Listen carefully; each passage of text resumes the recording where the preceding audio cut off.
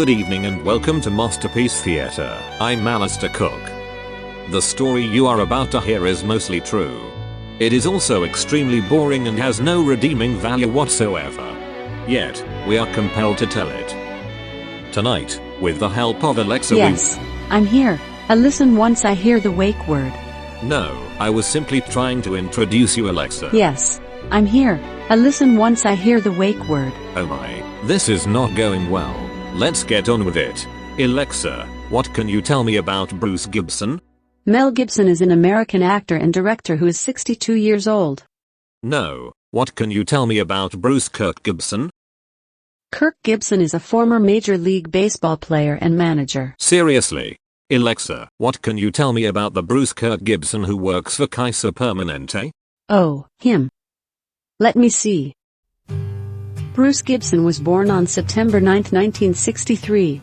He was the youngest of three sons born to Tom and Roma Gibson.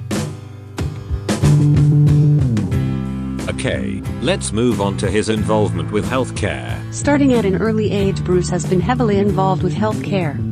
On Easter Sunday, when Bruce was 5 years old, he was hit in the forehead with a baseball bat, requiring a trip to the emergency room.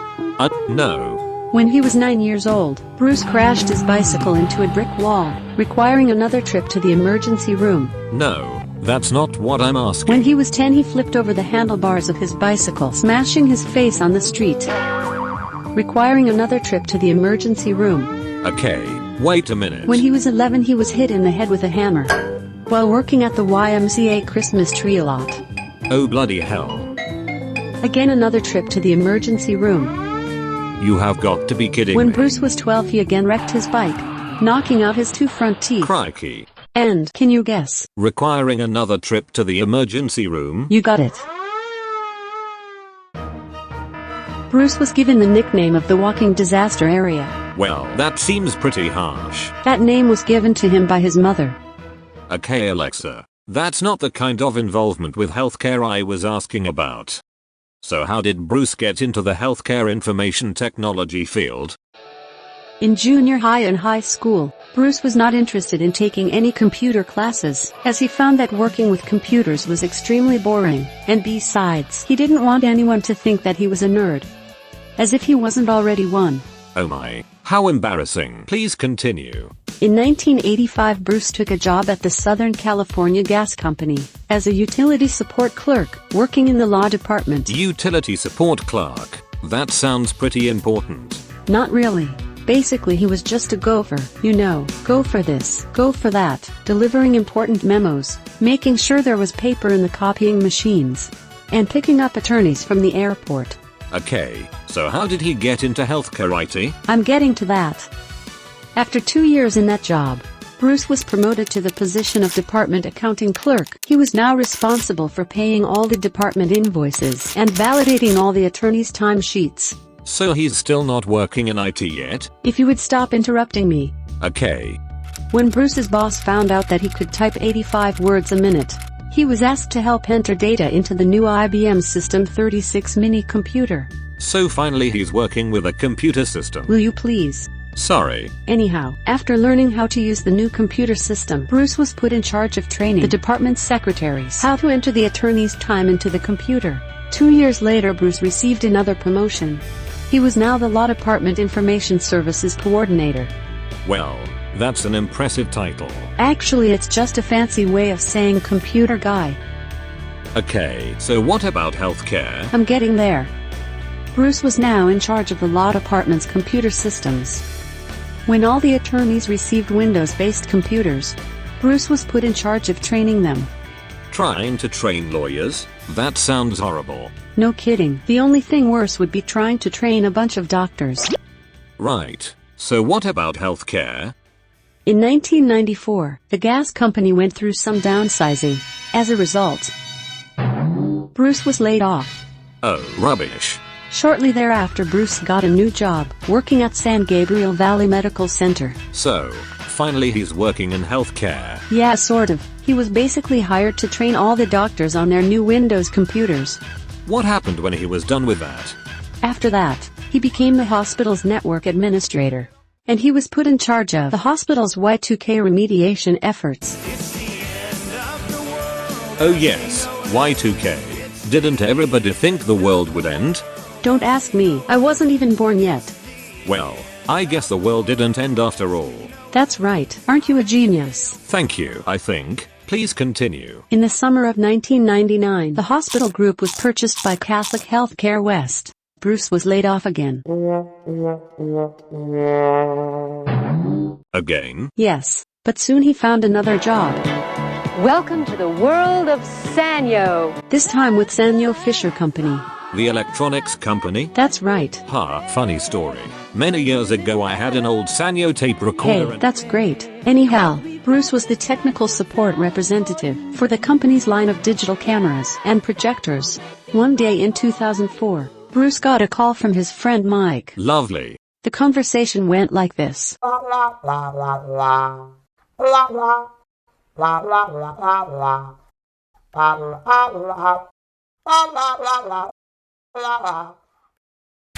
So once again he's back working in healthcare IT? Yes. Smashing. He was working with the Citrix Group, configuring servers for the Health Connect project. So this must be where the story ends. Thank you. You have been very helpful. But wait, there's more. Say what? After working for 5 years on the Health Connect project, Don't tell me. Bruce received word once again. No, not again. Yes, again. He was laid off once more. Well, this is just getting old. You're telling me. So then what? For the next 2 years, Bruce worked at several different jobs. He worked for a professional photographer, as an electrician's assistant, and even as a rodeo clown. A rodeo clown? Really? No, I just made that one up. You're killing me. Anyhow, 2 weeks after he was laid off, his mother was diagnosed with Alzheimer's. Oh no. For the next 2.5 years, Bruce was responsible for overseeing her healthcare needs. So even though he wasn't working, he was still heavily involved with healthcare. And in February of 2012, Bruce got the call he had been waiting for. Kaiser Permanente wanted him back. Well, isn't that the bee's knees? Yeah, whatever. A week later, Bruce's mom passed away.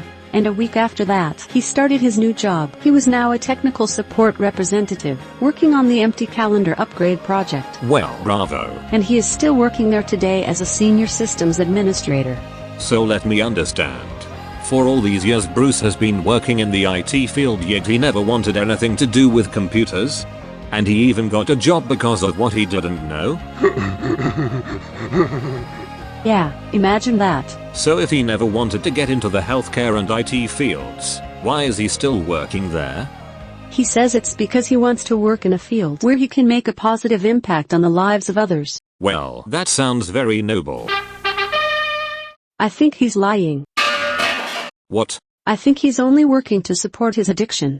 Addiction? Must I remind you? I'm a traveling man, made a lot of stops all over the world. Are you saying he's addicted to Ricky Nelson music? No, you idiot. It's travel. He's addicted to travel. Oh. And also wine. But mostly travel. So then. And beer. But mostly travel. Yes, but. Along with the wine, and beer, and the travel. Hold on. You know, I think he's got a real problem. So you're saying that he works so he can travel? Seriously. Did you even listen? Alrighty then, I think we've heard enough. That's our story for this evening. Thank you for joining us for Masterpiece Theatre. I'm Alistair Cook saying goodnight for myself and Alexa. Yes. I'm here. I listen once I hear the wake word. Unbelievable. No, I'm just saying goodnight, Alexa. Yes, I'm here. I listen once I hear the wake word. Oh, for the love of. Just say goodnight, Alexa. Good night, Alexa.